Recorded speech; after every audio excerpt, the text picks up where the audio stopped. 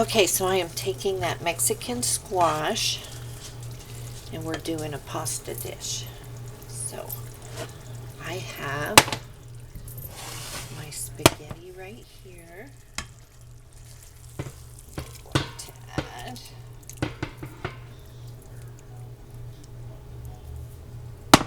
the Mexican vegetable dish, the Mexican squash. Starch on my pasta starch. We're just gonna mix it up.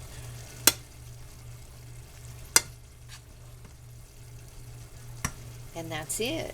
I have some Italian sausage ground up for my husband's.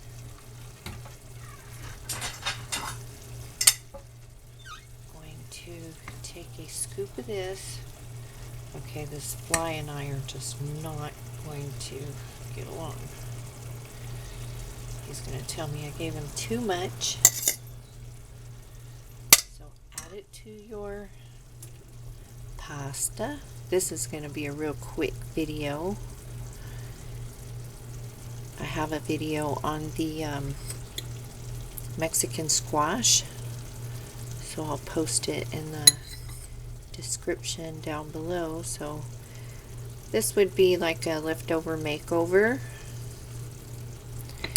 and you can freeze that, whatever you have left over, and use it in other dishes: fish, chicken, pork.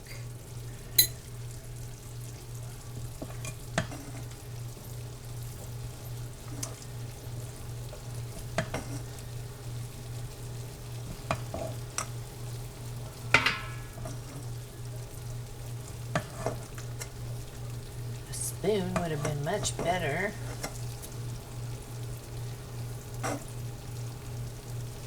And then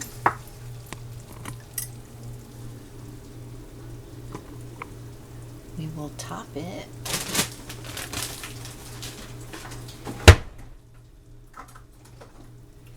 if you have some cojito cheese or some feta cheese. Can top it with that. So all you have to do is take your leftover Mexican squash, cook you up some ground beef or Italian sausage, cook some noodles. You can do it with bow tie noodles, would be really good with this. Linguine. I'm using some spaghetti. Oops. I have some feta in there, but I'm going to use some Parmesan.